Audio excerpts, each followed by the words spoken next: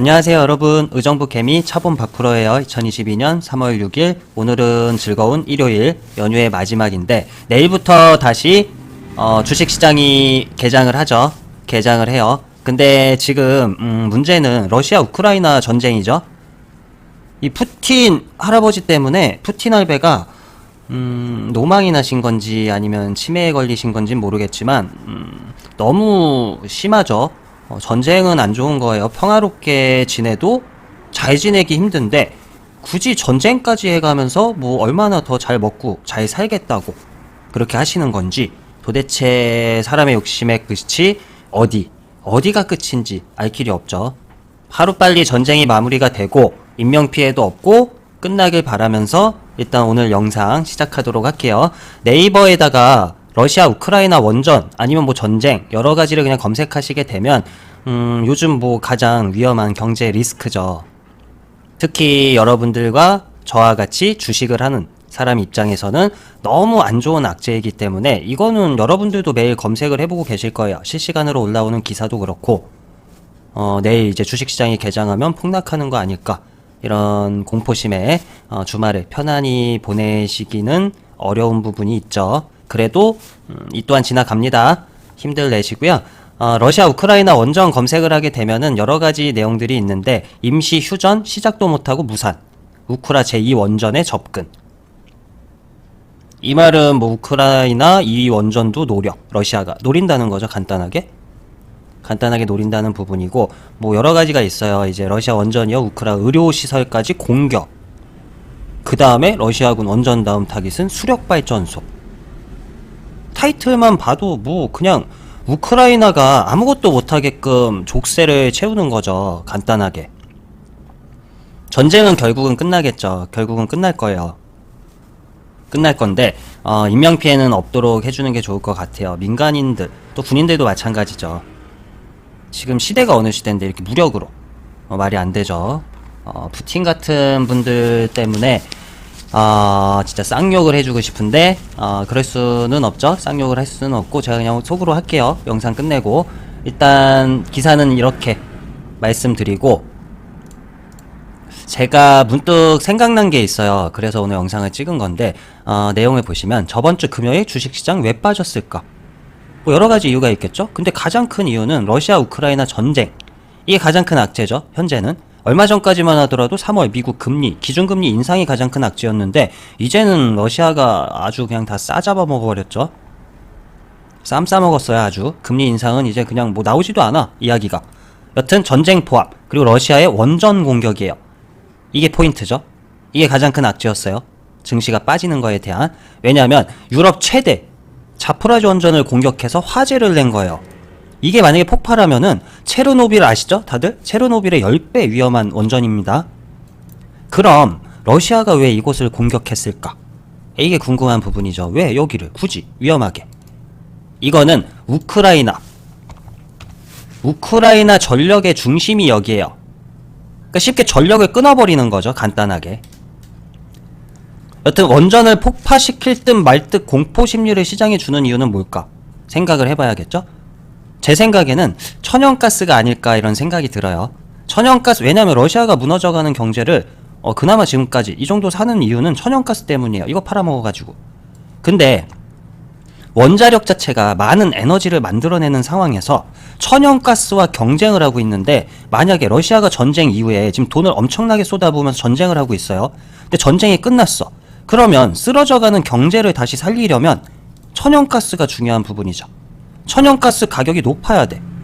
이를 위해서는 원자력이 빠져야겠죠. 그쵸?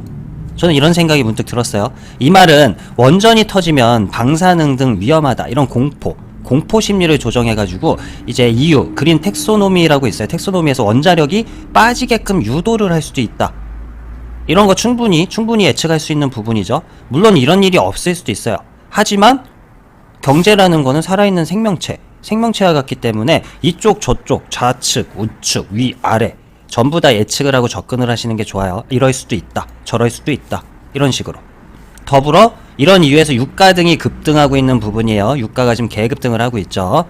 오일 쇼크 당시 금액대를 좀 향해서 열심히 급등을 하고 있는데, 여튼 러시아의 이제 각국에서 하고 있는 경제 제재가 있어요. 근데 여기서 에너지 제재는 빠지게끔, 그래서 원전을 지금 가지고 장난치는 게 아닐까, 그런 생각이 들어요. 그래야 천연가스나 석유 수출이 러시아가 가능하겠죠. 이것까지 막혀버리면 우리 원전 날려버리겠다, 막말로 이렇게 될 수도 있는 부분이죠. 그래서 협박 차원에서 하고 있는 게 아닐까, 단순히 얘기를 드리면. 이런 이유에서 러시아가 원전을 가지고 지속적으로 악재를 만들게 된다면 원전 관련주가 빠질 수도 있다는 부분 참고하시게끔 말씀드리는 거고, 반대로 봐야 되는 거는 이제 신재생에너지죠. 신재생에너지 관련주들은 원전 리스크든 유가 상승이든 뭐든 상관없이 수혜를 받을 수가 있다. 그래서 오늘 에너지 관련주들을 어느 정도 볼까 해요. 일단 원전 중요하죠. 원전을 먼저 보도록 할게요. 두산중공업, 두산중공업이죠. 지금 라인들은 앞전에 그어놨던 라인인데, 일단 쌍봉을 찍으러 가느냐 마느냐 하다가 재차 빠졌어요. 빠졌다가 장기 입형해서 제대로 V자로 지금 반등이 나온 상황이고, 두중이는 매동이 어떨까요? 최근에 보시게 되면 외국인들 들어오고 있어요. 3일 연속 들어오고 있고, 연기금 들어오고 있고, 보험 들어오고 있고, 우리의 단타 투자 금투는 열심히 팔고 있고, 뭐 기타 법인에서 사모펀드에서도 들어오고 있고요. 수급면에서는 나쁘진 않죠. 당장은 나쁘지 않고, 근데 단기적으로 접근하는 금투가 나간 거는 조금 찜찜하죠. 이런 부분들도 어느 정도 머리를 굴려 보셔야 됩니다. 예측을 해 보셔야 돼요. 일단 두산중공업 같은 경우는 밑에 갭이 하나 빵 떴어요. 즉 21,100원대 깨지게 된다면 이거 갭맥 끌어갈 가능성이 높다는 거죠. 이런 식으로 쭉 빠질 수 있다는 거예요. 그러니까 하방은 21,100원대 유지되는 게 좋고, 위로에서는 일단 안착, 첫 번째 안착해야 되는 구간 23,200량, 그 다음에는 24,500량, 여기까지 올라가고 나서 다시 봐야겠죠. 그리고 또 원전이에요. 보성파워텍도 기존 라인 그대로 동일합니다. 일단 라인 지우고 지금 누가 사고 있나 한번 보도록 할게요. 일단 외국인은 팔고 있고, 뭐 특별한 수급은 없어요. 연기금도 없고, 투시는 들어왔다 나갔고, 바로 다음날 나갔고, 뭐 금투도 마찬가지고, 특별히 보일만한 건 없다. 수급적인 측면은 뭐 볼 게 없고요. 현재 구간에서는 이탈하면 안 되는 구간 5,160, 그리고 이 녀석도 갭이 빵 떴죠. 원전주가 대한민국 정부에서 탈원전을 신나게 외치다가 대선을 앞두고 갑자기 러시아 전쟁 때문에 말을 바꿨어. 원전을 쓰자. 웃기는 발언이죠. 여튼 얘도 4,710원대 깨지면 요 높이 생긴 요 갭자리 메꾸러 갑니다. 볼 필요 없어요. 이거 깨고 내려가면 관망하셔야 된다는 거고, 위로에서는 확실하게 안착해줘야 되는 구간은 5,580원대 정도 잡으면 될 것 같고요. 그 다음에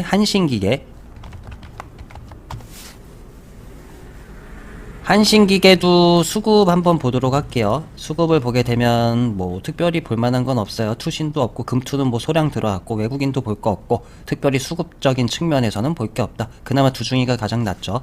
회사 자체도 두중이가 좋은 거죠. 두산중공업. 여튼 한신기계는 지금 라인에서 잘 버텨줘야 되는 구간은 4,380원. 이거 깨지고 내려가면 하방 추세 바뀌면 요거 다 메꾸러 갑니다. 그리고 위로에서 확실히 안착해줘야 되는 구간은 4,750원 정도요. 이 위로 올라타서 움직여야 이런데 고점을 향해서 갈 수 있다는 거예요. 참고해 주시고, 그 다음에 한전기술도 수급을 보시게 되면 보험 쪽, 연기금 쪽 들어오고 있고, 외국인은 나갔고요. 그 다음에 뭐 금투라든가 이런 건 특별히 볼 게 없고, 차트를 볼게요. 현재 구간에서 깨지 말아야 되는 구간은 87,300량, 요거 깨고 내려가면 더 좀에 빠질 수 있다는 부분이고, 위로에서 확실하게 안착해야 되는 구간은 98,900원대 정도입니다. 여기를 뚫고 올라가야 요 라인대 갈 수 있다는 거예요. 고점. 그리고 원전 마지막은 일진파워예요. 일진파워도 수급 한번 볼게요. 투신 쪽 들어왔고, 그리고 외국인도 좀에 들어왔고요. 나머지 뭐 은행 쪽 들어온 물량, 그리고 금투 쪽도 좀에 들어왔고, 수급이 일단은 뭐 나쁘진 않죠. 단기적으로 봤을 때. 일단 현재 구간에서 일진파워 같은 경우는 19,300량 이탈 없는 게 좋고요. 다 모든 원전주들이 이 상승 갭이 있어요. 이런 갭자리는 제가 상패되지 않으면 반드시 메꾸러 간다.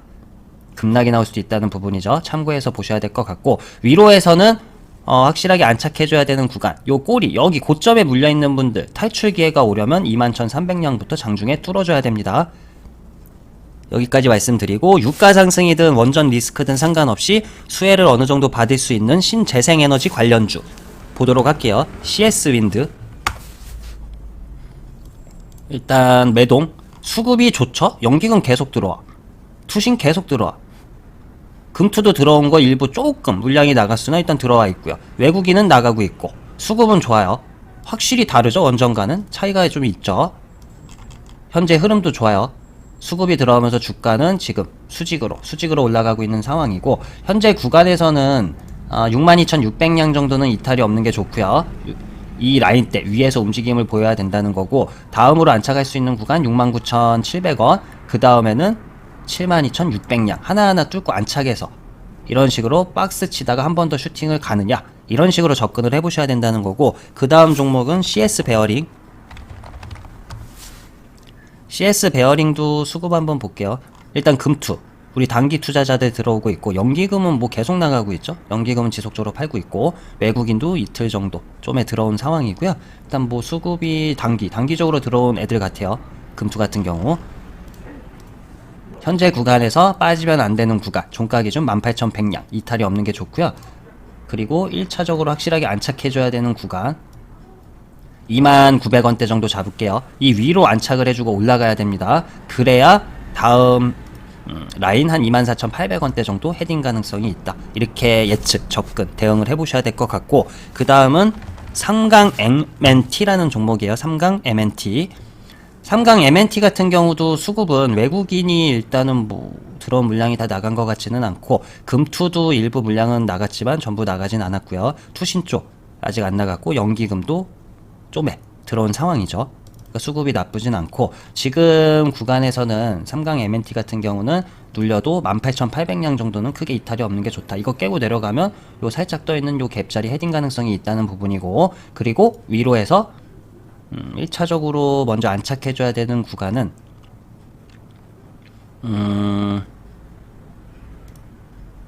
19,900원 20,000량 정도, 그 다음에 21,000원대 정도를 향해서 가는지 여부 보시면서 대응해 주시면 좋을 것 같고요. 그리고 이제 천연가스 뭐 이런 거 가스 관련으로 해서 움직이는 종목들도 한번 볼게요.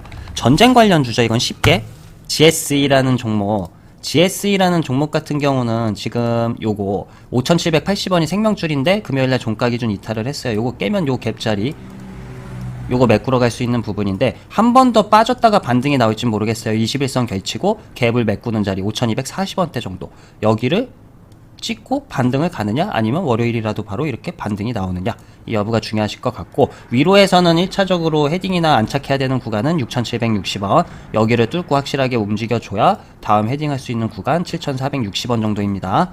그리고 대성에너지도 한번 볼게요. 대성에너지 같은 경우는 아직 갭까지는 안 내려왔어요. 요 자리 15,000원대 15,000원대 깨면은 요 상승 갭자리 요거 메꾸러 내려가는 거죠. 관망하셔야 되고, 지금 딱 걸쳐놨어. 아래꼬리 살짝 달리고 월요일이라도 바로 이렇게 반등이 나올 것 같은 느낌, 이런 자리에서 꼭 종가 베팅 들어가고 하는 거죠. 하지만 불확실성에 베팅을 할 필요는 없죠. 정 들어가고 싶으면 분할로 해서 접근을 해보는 거고, 더 빠질 수 있다에 베팅을 해서 분할로 1차 매수, 그리고 더 빠지면은 갭 메꾸는 거에 베팅을 해서 뭐 3차까지 그런 식으로 접근을 하셔야 손실도 적다는 거예요. 몰빵 들어가면 안 됩니다. 일단 15,000원대에서 여기서 월요일날 바로 반등이 안 나온다면 추가적으로 더 빠질 시에는 13,700량, 13,800 요 갭자리 메꾸는 구간까지도 눌릴 수 있기 때문에 흐름 봐가면서 대응을 하셔야겠죠. 그리고 위로 갈 시에 1차적으로 이제 강하게 올라타야 되는 구간은 17,500량 정도, 이런 데를 뚫고 올라가야 이렇게 고점 이 근처를 헤딩할 수 있다는 거예요. 그리고 유가 관련주도 마지막으로 볼게요. 한국석유. 한국석유는 수급적인 측면에서 보면은 뭐 특별한 건 없어요. 외국인도 나갔고, 투신 쪽도 일부 물량 나갔고, 뭐 금투도 찌끔찌끔 팔고 있고, 뭐 특별한 수급은 없는데, 일단 지금 뭐 계급등을 하고 있죠. 계급등을 하고 있는 상황이고, 현재 구간에서 한국석유 같은 경우는 추가적으로 눌려도 종가 기준 22,200량은 이탈이 없는 게 좋다. 여기를 만약에 이런 식으로 깨고 내려가 버리면 더 빠질 수 있겠죠. 더 빠질 수 있다는 부분이고, 만약에 더 빠지게 된다면 대략 뭐 한 27,000원대 정도? 요 정도까지 열어놓고 보셔야 될 것 같고, 좀 더 보수적으로 볼게요. 한 2만원? 2만원대 정도 잡을게요. 2만원에서 2만100원대 정도. 요 정도 라인을 잡으면 될 것 같고, 그 다음에 이제 위로에서 반등이 나올 경우에, 반등이 나오게 된다면 꼬리 라인의 대략 반절 정도, 24,600량을 이런 식으로 뚫어줘야 고점 25,900 정도로 헤딩 가능성이 있다. 흐름 잘 지켜봐야 될 것 같아요. 아무래도 유가 관련이니까 유가가 눌리면은 얘들이 움직이기 어렵겠죠. 반대로 유가가 또 급등하면은 전쟁 리스크 불거지는 거기 때문에 전체적인 시장이 또 빠져버리니까, 이런 에너지 관련주 안 갖고 계신 분들은 지옥이죠. 완전히 생지옥. 짜증나죠. 상대적 박탈감도 들고 정말 욕 나오는 시장이죠. 짜증나요. 기회가 왔는데 다 물려있다 보니까 예수금이 없어서 다른 거 사지도 못하고, 손절하자니 복구할 생각에 이제 앞이 깜깜하고 막막하고. 일단 다음 마지막 종목이에요. 흥구석유. 수급 한번 볼게요. 뭐 특별히 볼 건 없어요. 들어오고 나가고 뭐 이런 거 자체 특별히 따질 만한 부분이 없으니까 패스하고요. 흥구석유 같은 경우는 지금 구간에서 지켜줘야 되는 구간은 9,820원. 만약에 더 빠져서 보수적으로 잡게 된다면 9,300원 정도, 요 라인 때 다 깨고 내려가면 안 되죠. 이렇게 깨고 내려가면 안 된다는 거예요. 그리고 위로에서 이제 어느 정도 확실하게 강하게 올라타야 되는 구간은 1,600원. 1,600원을 뚫어줘야 요 고점 11,600을 헤딩 가능성이 있다. 오늘은 에너지 관련주들을 어느 정도 여러분들이 잘 알고 계시는 종목들 위주로 라인 대응 방법이라든가 이런 부분 간단하게 설명을 드렸고, 오늘도 제가 올려드린 영상이 충분히 도움이 되신다면 구독, 좋아요 눌러주시고요. 그리고 주식을 즐겁게 배워가실 제 구독자님들은 영상의 제목 하단 상세 설명에 제 톡방, 제가 운영하는 톡방의 주소와 비번이 있으니까 들어오셔가지고 활기차게 활동해주시면 좋을 것 같고요. 이만 영상 마치도록 하고 즐거운 밤 되세요.